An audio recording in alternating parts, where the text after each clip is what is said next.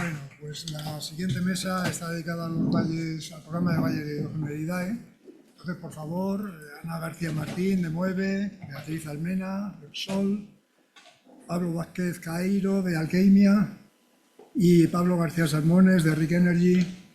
Pues si subís, creo que tenéis una silla cada uno.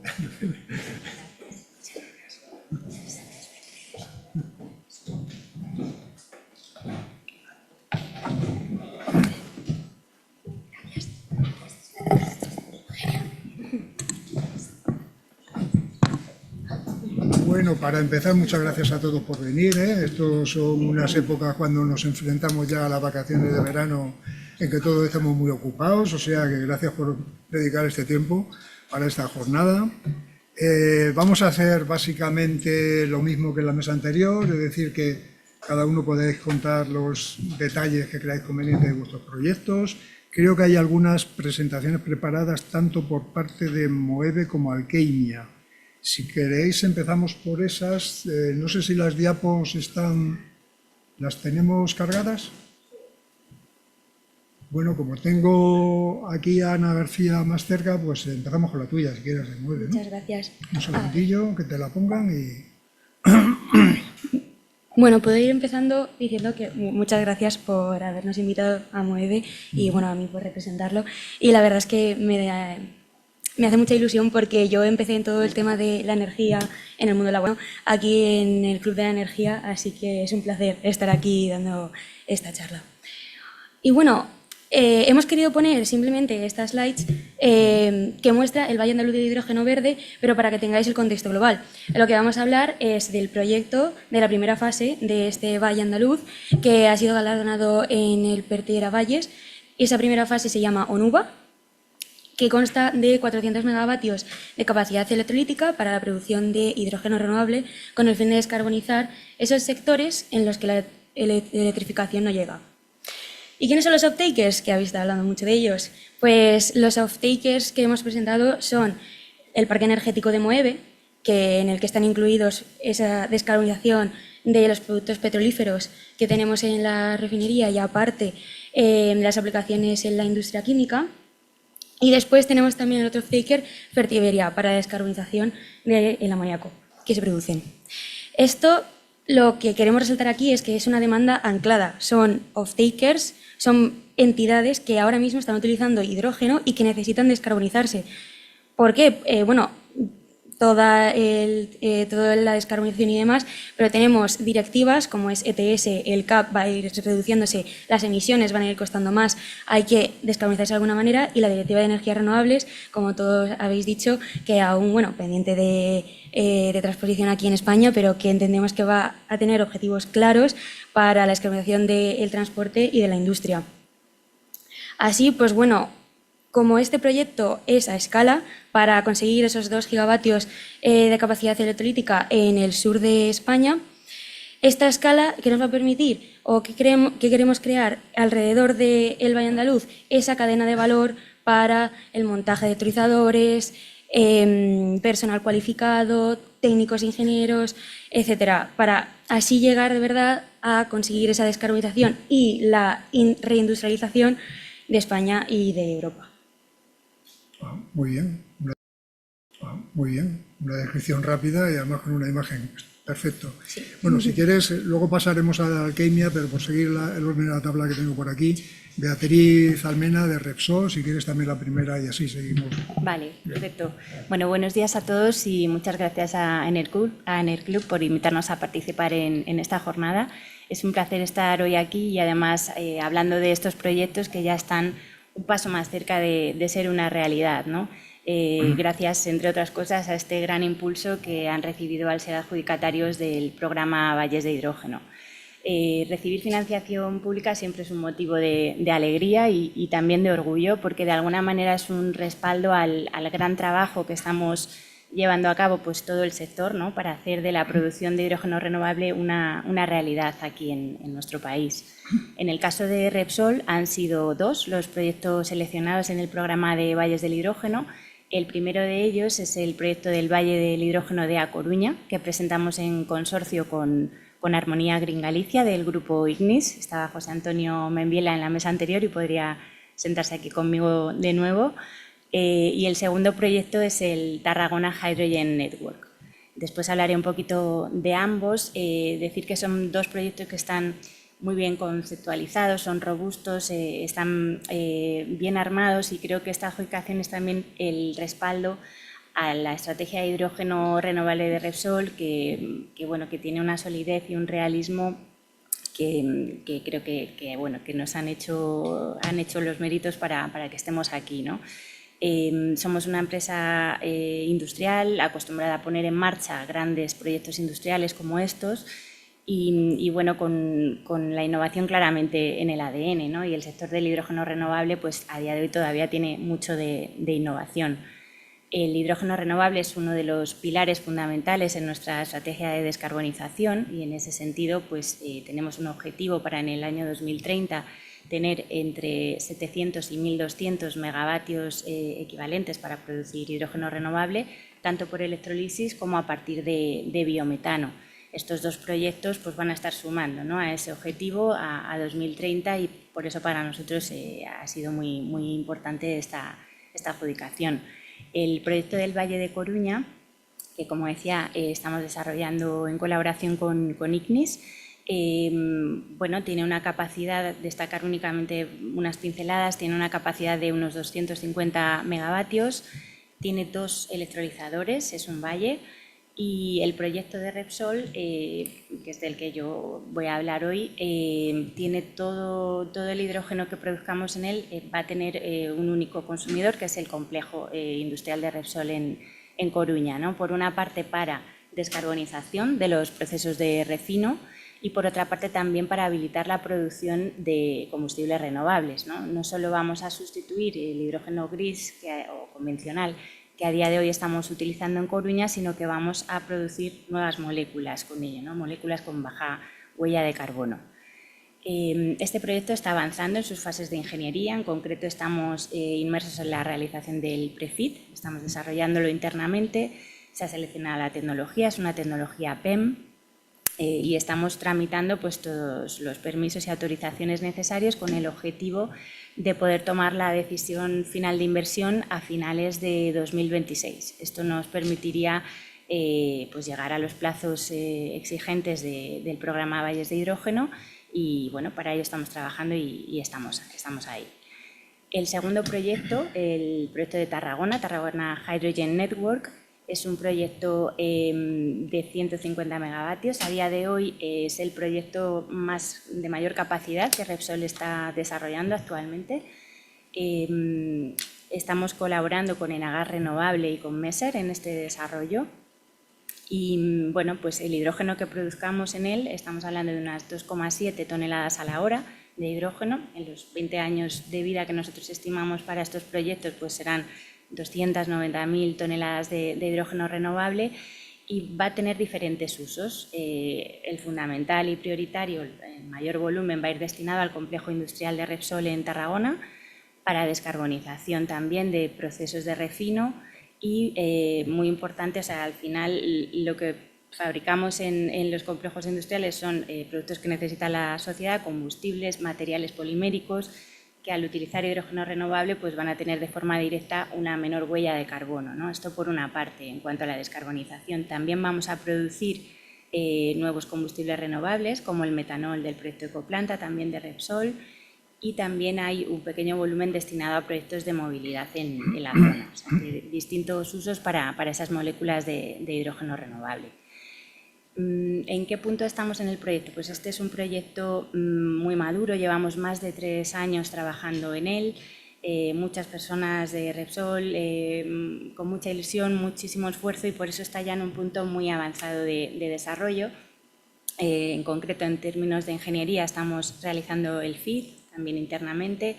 La tecnología seleccionada aquí es una tecnología alcalina, y bueno, tenemos todas las tramitaciones en marcha y todos los recursos necesarios asegurados. Tenemos asegurada la conexión eléctrica, está concedido ese permiso de acceso y conexión, tenemos asegurada el agua regenerada para el proyecto, y todo esto nos va a permitir tomar la decisión final de inversión. Esperamos poder hacerlo a finales de este mismo año, en 2025, o principios de 2026. O sea, estamos ya a las puertas, ¿no?, de este hito tan relevante en los proyectos de hidrógeno.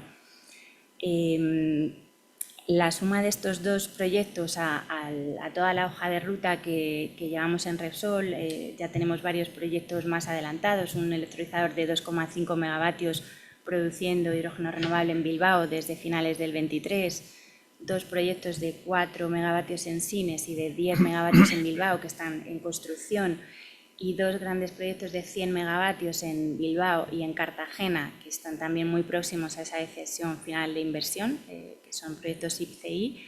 Pues sumar estos otros dos proyectos a la lista pues nos hace sentir que estamos cerca de poder cumplir esos objetivos no tan retadores que tenemos a nivel sociedad, a nivel nacional, a nivel europeo, y bueno, sin duda estas ayudas lo que hacen es ayudar a que las compañías podamos acelerar el proceso de desarrollo y bueno, posibilitar el alcanzar los plazos tan exigentes que tenemos todos en este sector. Muy bien, pues muchas gracias. Creo que tenemos también presentación de Alqueimia, ¿verdad? Pablo Vázquez Caeiro, que nos contará el proyecto Iberus. Se llama así, ¿no? Iberus. Sí, sí. Del Ebro, Ibero.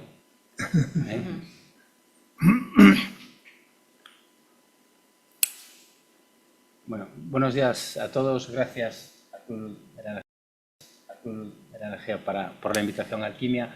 Alquimia, muy resumidamente, es una empresa que proviene de las renovables. Por eso estamos aquí, conocemos la gestión de la energía, como decía José Antonio, vemos que el 70% aproximadamente del precio del hidrógeno es el precio de la energía. Por lo tanto, en el año 21 empezamos a escanear la península ibérica, que era donde teníamos actividad de desarrollo de wind y PV, o sea, de viento y sol. Entonces, lo que hicimos fue localizar aquellos emplazamientos donde, además de tener un buen recurso híbrido, tuviesen el resto, digamos, de las piezas del puzzle, que no son pocas. El agua, fundamental, una red fuerte cercana,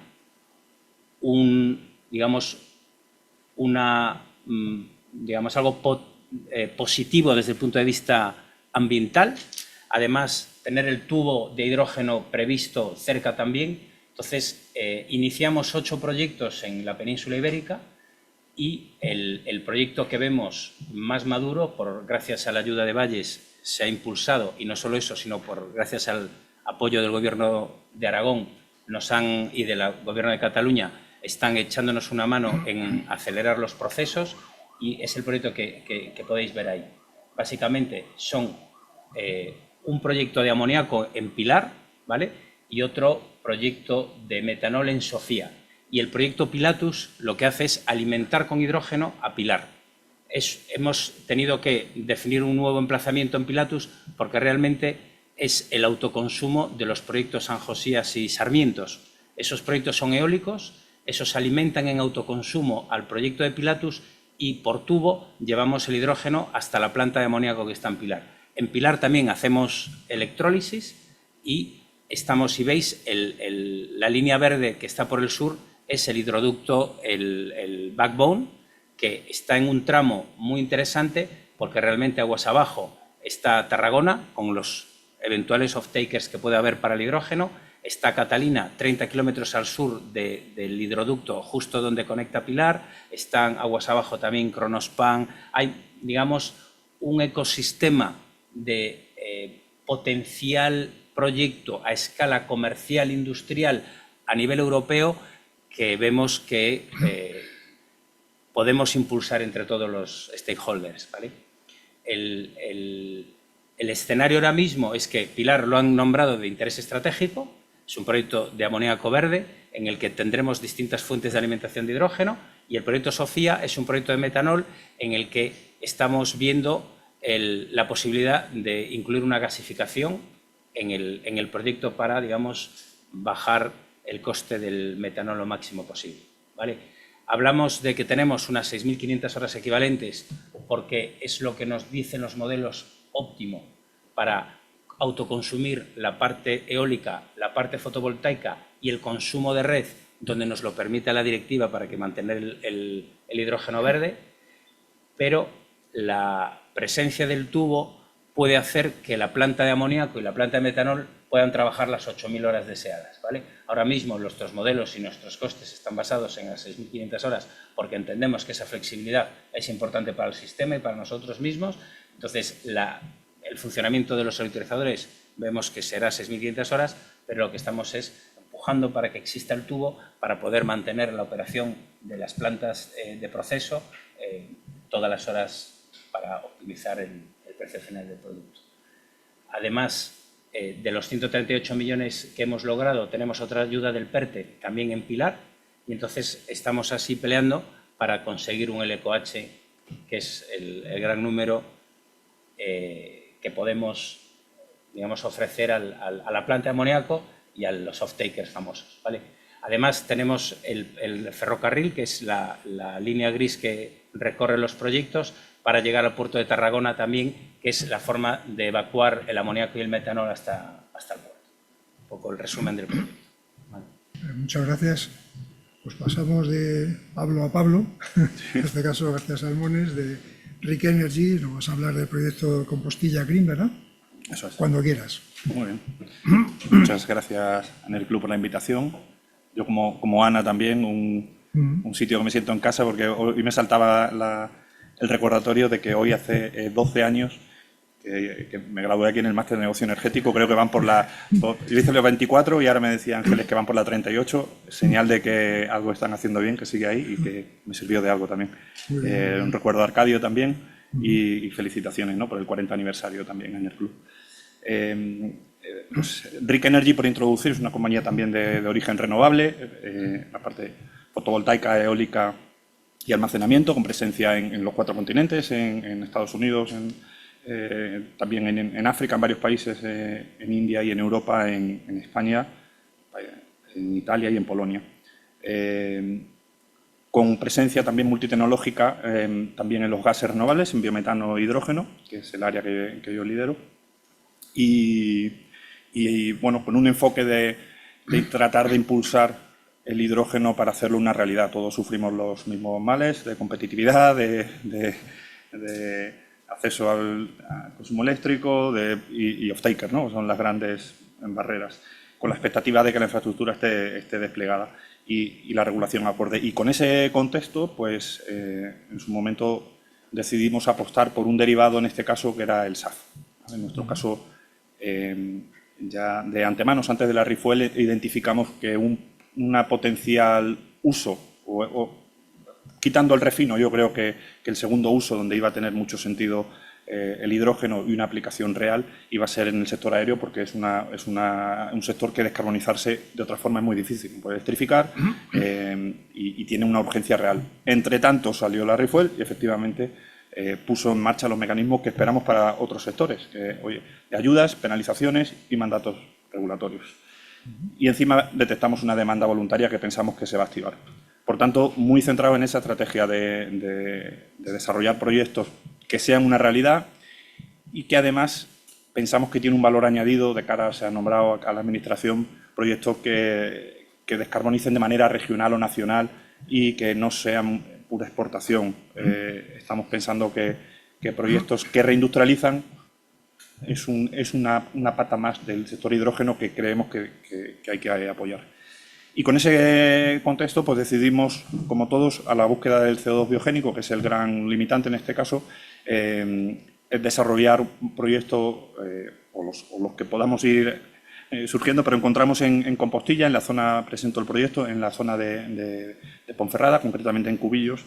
En principio, en los antiguos terrenos de la Central Térmica de Compostilla, pues un emplazamiento inmejorable. No es fácil, alguien lo ha dicho antes, son proyectos muy complejos, encontrar todos los insumos y todos los requerimientos es súper complicado, y ahí encontramos todo lo que necesita una planta de este tipo. Encontramos agua, encontramos CO2, encontramos consumo eléctrico y encontramos una zona a reindustrializar, ¿no? Es un tema importante que enfocamos los proyectos desde este punto de vista, con una vocación de crear valor en el territorio, no solo punto de exportación, de generación y exportación de energía, sino que los proyectos tengan un impacto socioeconómico real. Y casi que lo hicimos en fases muy tempranas, también porque es un proyecto que iba en la mesa de transición justa, asociado al cierre de la central térmica de Compostilla. Trabajamos de manera, yo creo que muy prematura en ese impacto socioeconómico, de cara también que la Administración lo validó y avanzamos en lo que es la maduración del proyecto, toda la parte de ingeniería, parte ambiental, parte de off-takers, que es la clave, y aquí contamos con esa ventaja competitiva que yo creo que otros usos no tienen. En el caso del sector aéreo, esa demanda existe. O sea, suponíamos que iba a activarse, así luego la Refuel lo puso por escrito y luego nos hemos encontrado que efectivamente tenemos esa ventaja, ¿no? Con lo cual, oye, aunque era un proyecto un poco especial y luego ha sido demostrado que es el único proyecto de SAF que ha sido adjudicatario, había otros que han ido en la convocatoria, pero es el único proyecto de SAF, pues estamos orgullosos y también con la idea de replicar este proyecto, esta escala de proyecto, para hacerlo real en otros sitios. Estamos buscando que el proyecto se haga una realidad. De hecho, nos están pidiendo acelerar en unos meses para cumplir también los plazos que manda la convocatoria de Valles, con lo cual queremos buscar esa escala de proyectos, replicarla en otros sitios, que tenga un cierto sentido tecnológico. Hay barreras, son proyectos muy grandes, estamos hablando de 700 millones de euros de proyectos. Hay que configurar un consorcio y un esquema del diseño del proyecto que sea viable. La ayuda pública es súper útil, es necesario. Buscaremos financiación también a través del BEI probablemente, y luego un esquema donde haya también un socio industrial que opere esta instalación, pero que con vocación de permanecer en el proyecto, que es el compromiso que hemos adquirido también con la Administración de añadir valor y hacer el proyecto una realidad. Perfecto. Bueno, pues al igual que hice antes, entre una tanda y otra, pues os presento los cargos de los ponentes, ¿verdad? Acabáis de oír al director de hidrógeno y derivados de Rick Energy, ¿verdad? Antes Pablo Vázquez Cairo es Chief Operating Officer, ¿no?, en Alquimia. Beatriz Almena en Repsol es gerente de desarrollo de negocio de hidrógeno. Y Ana García Martín pues es responsable técnico de regulación y financiación pública de hidrógeno y fuels, ¿no?, en MUEVE, ¿no?, ni más ni menos, ¿no? Bueno, pues algunas preguntas. Ana, ya que te acabo de presentar. A ver, antes Beatriz ha hablado bastante, ha dado datos de sus proyectos en términos de cuándo van a alcanzar el FID. Vale. En el caso vuestro, ¿cómo estamos? Sí, claro, ¿cómo no? ¿O qué nos falta? Perfecto, muchas gracias. Bueno, a ver, sabemos que hay diferentes componentes que aún faltan por desarrollarse para llegar como al verdadero potencial que es el sector del hidrógeno. En él tenemos pues los objetivos de la regulación claros y que favorezcan este mercado. También tenemos la certificación que se defina y otros mecanismos que inviten a esa visibilidad y estabilidad que necesitan estos proyectos. En concreto, el proyecto de ONUVA, tenemos la autorización ambiental integrada, aprobada. En temas de agua, tenemos el apoyo de la Junta de Andalucía y estamos esperando a la concesión definitiva. Aún así, también contamos con la reutilización de nuestro parque energético. Pero claro, ¿cuál es el otro componente y sin el que no podemos mirar a cara al FID y tomarlo? Que es la conexión y el acceso y la conexión al transporte eléctrico, a la red de transporte, perdonad.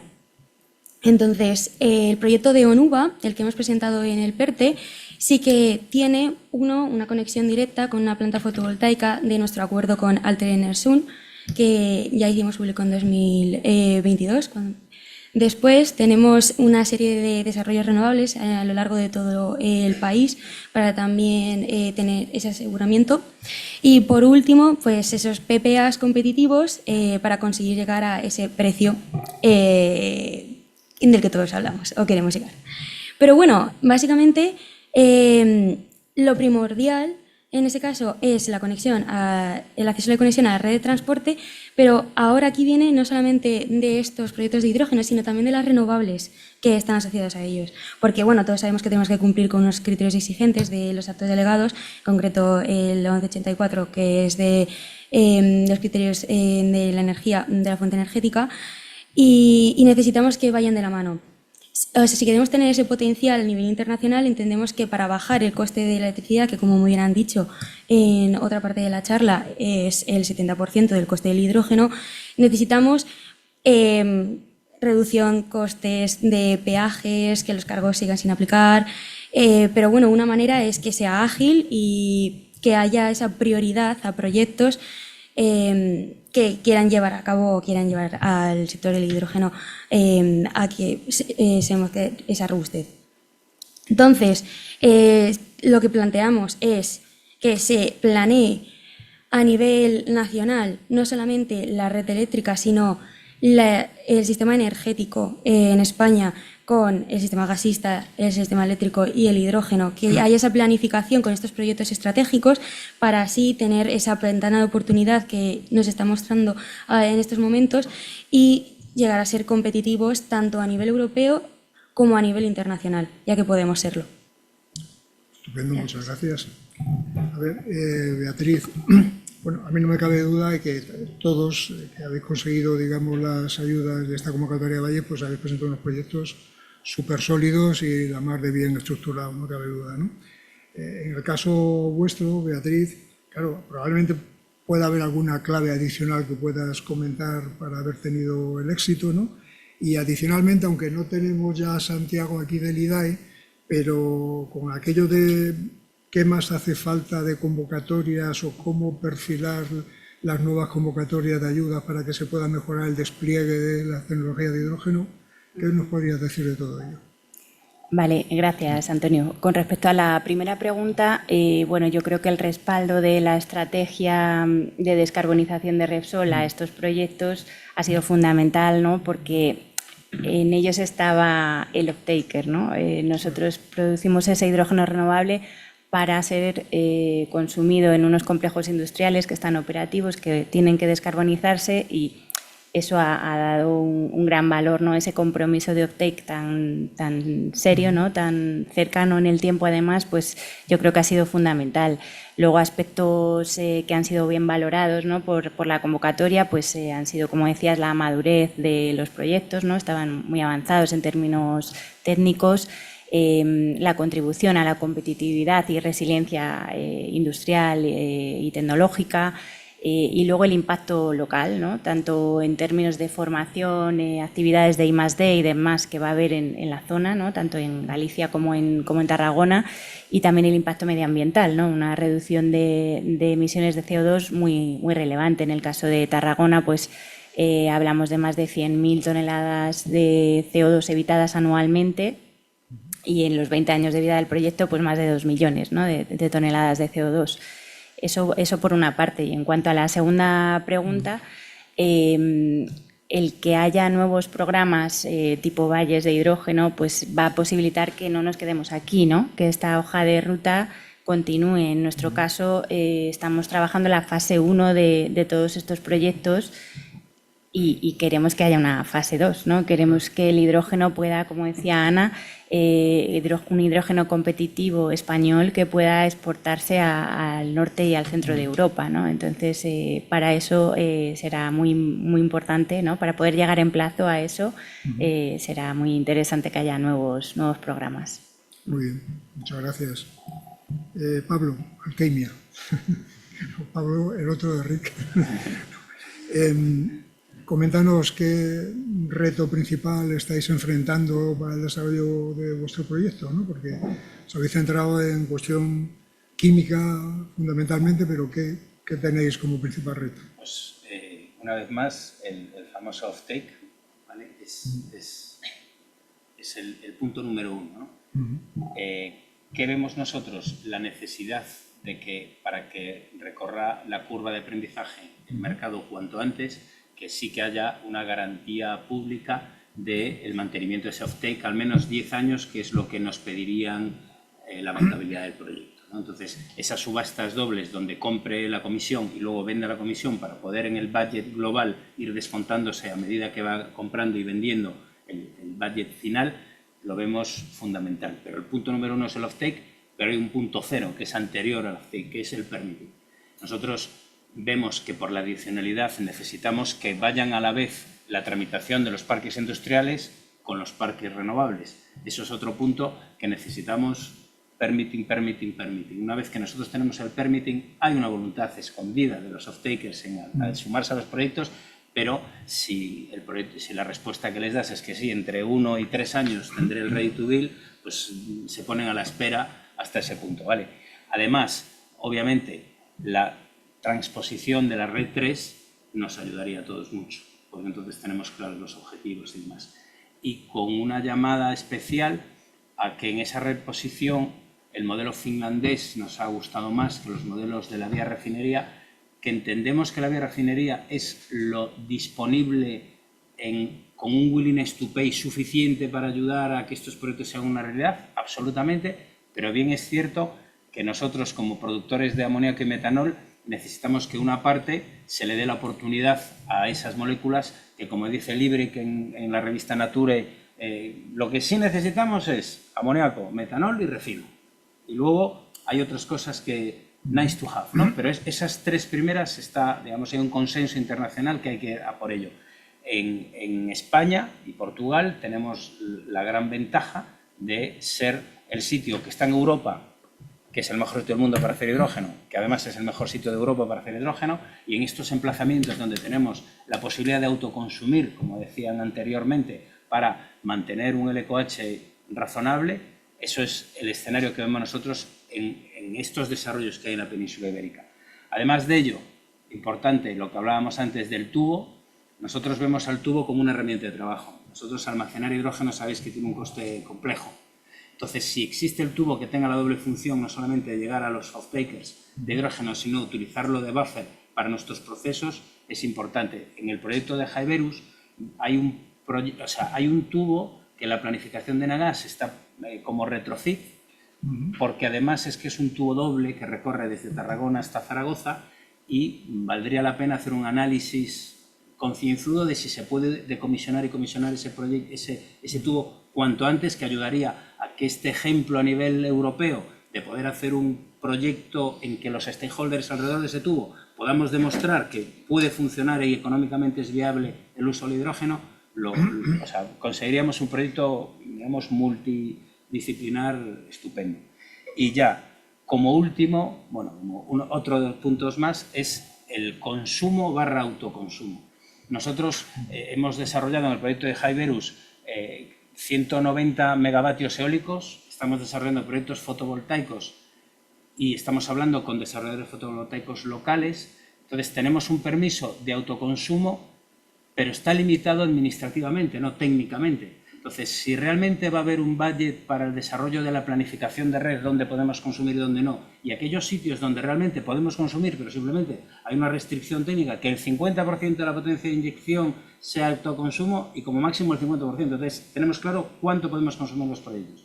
Ahora mismo, eso puede abrir la puerta a que haya proyectos que están en desarrollo que puedan consumir de red sin un gasto, sin una inversión inicial necesaria, ¿no? Eso es un punto que claramente necesitan los distintos proyectos de hidrógeno que hay por España, no solamente para evacuar las renovables y hacer esa flexibilidad entre consumir del electrolizador o inyectar a red.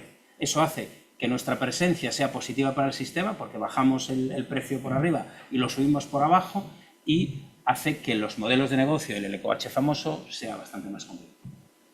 Clarísimo. Estupendo. Bueno, pues finalmente en esta ronda, Pablo, Rick Energy. Claro, yo es que soy ingeniero náutico, ¿no? Entonces me gusta eso de que vayáis a producir combustible para aviación, ¿no? Pero probablemente ¿crees que ha sido una de las claves para haber conseguido ese elemento diferenciador que quizás no tiene otro proyecto? Yo creo que absolutamente. Yo ya venía trabajando en proyectos de hidrógeno y casi 20 años en el gas natural, por lo que conozco bien las diferencias y similitudes en la molécula y las necesidades de infraestructura. He trabajado muchos años en la planificación de infraestructuras. Entonces creo que el salto ya intuíamos que la barrera, yo creo que hay un ejercicio divulgativo aquí sobre lo que es el hidrógeno y qué usos. Con la guerra de Ucrania se generó cierta sobreexpectativa, creo, y hay algunos usos del hidrógeno que a nivel bastante extendido se han considerado viables, que creo que no lo son, por el propio técnicamente y por la propia competitividad. Yo ahí soy muy realista en ese aspecto y no voy a decir pesimista, pero que sí que el enfoque que estamos viendo creo que pasa por sectores, la movilidad, el uso en combustión en ciertos sectores como el cerámico, creo que van a tardar en llegar. El refino, estoy de acuerdo, es un proceso casi natural, ya lo consumen, tiene todo el sentido. Hay que mirar el tema del global, pero en el caso de la aviación, absolutamente, creo que es lo que ha marcado la diferencia respecto a otros proyectos. Tiene muchos proyectos de hidrógeno, de pequeña, bueno, me gustaba que se matizaba de pequeña escala, que hablamos de 10, 20, 30 megas, que no es tan pequeña escala en el estatus de tecnología actual. Cuando hablamos de 250 megas, que no lo he mencionado, el caso de Compostilla, son para producir 60.000 toneladas de SAF y también naftas, son producto que es un subproducto que también se valoriza. Son magnitudes enormes, pero efectivamente todo lo que se está hablando, que tenemos limitaciones a la búsqueda, al tema de off-taker o de infraestructura, aquí lo tenemos salvado. La infraestructura es la de Esolum, está disponible, la demanda está escrita y además ya hay una voluntaria. Por tanto, dos barreras importantes están salvadas. La competitividad es un tema que hay que trabajarlo. Las aerolíneas tienen el palo lo tienen, la penalización está establecida. Ayer salió una noticia que Alemania está incluso pensando en duplicar la penalización de las aerolíneas, entonces es una demanda real y eso nos salva de mucho.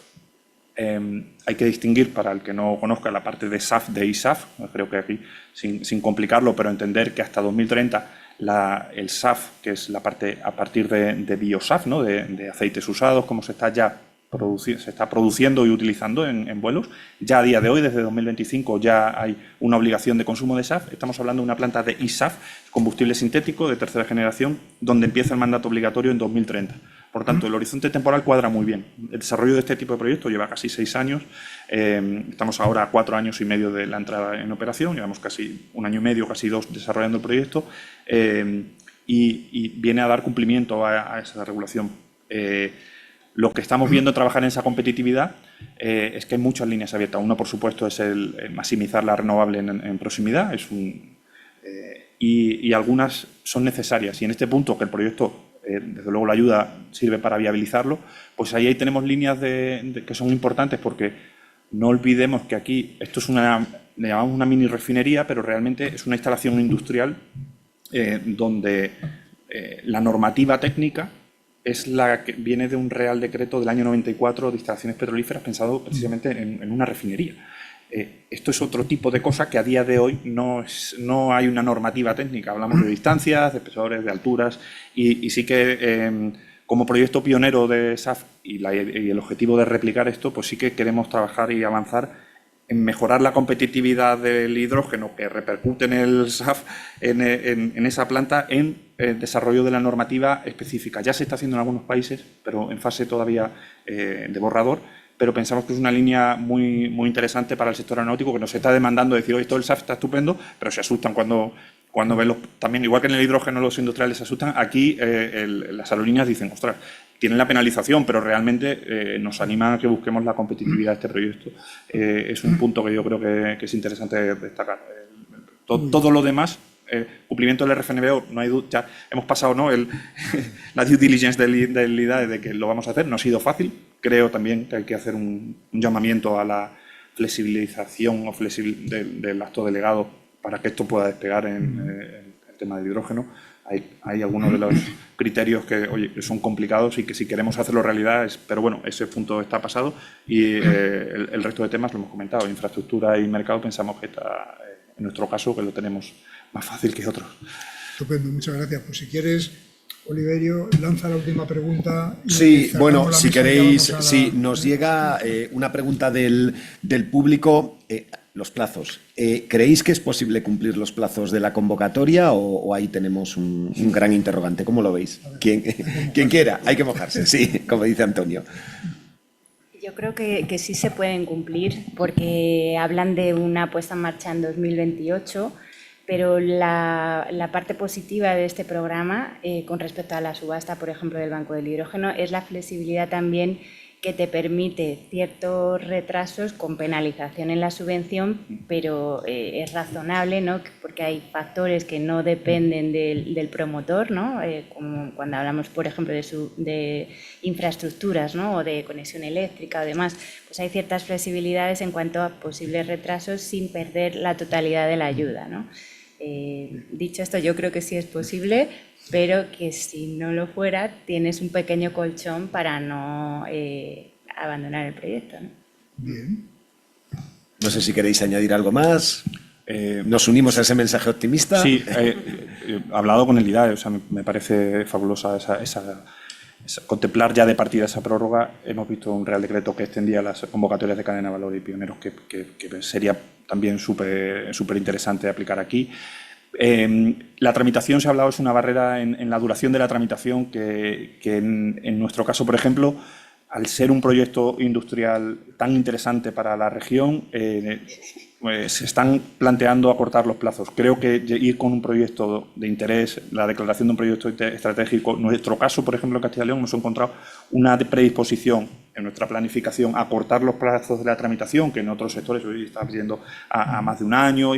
Aquí dice, oye, este proyecto es realmente prioritario porque genera mucho valor al territorio y estamos comprometidos a acortar los plazos. Ahí hay una vía de acortar. En el tema de provisión de equipos y la ingeniería, pues eso sí que es un reto, ¿no? Hay que cuadrar bien, muy bien en la financiación, la entrada de todos los actores y la propia tiempo de entrega de equipos, pero yo creo que es viable contemplando esa prórroga que comentaba la compañera. Muy bien. Por añadir, ¿qué quieres añadir? Bien. está claro que nos ayuda el poder tener más plazo, aunque perdamos por el camino, pero realmente es muy challenging, ¿no? Porque tenemos un camino que es el ready to build, ¿no? El PLA, los permisos. Eso está la administración, lo estuvo con las renovables, lo está con el biogás, seguirá muy saturada de proyectos que tienen que analizar y tienen los recursos que tienen.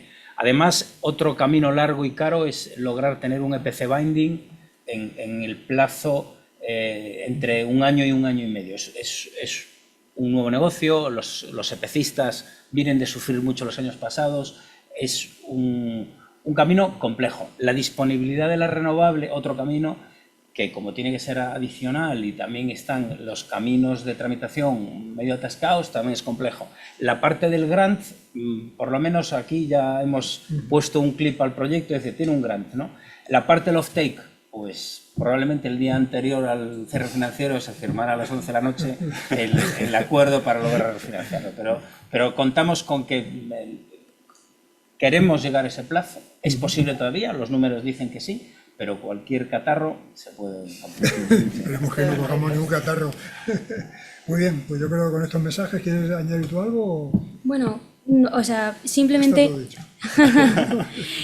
Pero no por tranquilizar ni por nada, es por poner sobre la mesa cómo son al final este tema de las ayudas. Por nuestra experiencia, por lo menos en MOEVE, de tanto en ayudas españolas como europeas en las que hemos ganado, al fin y al cabo estás en pleno contacto con la administración, tanto si es europeo como si es español, saben perfectamente qué pasa, por qué pasa y qué lo necesitas, y tienes ese periodo con ellos y buscan las soluciones porque a ellos también les interesan que salgan los proyectos. Entonces, el peligro que hay es el de todos, no solamente nosotros, es el de todos. Muy bien, pues podemos cerrar la mesa entonces y pasar al siguiente. Un buen aplauso para todos. Claro que sí.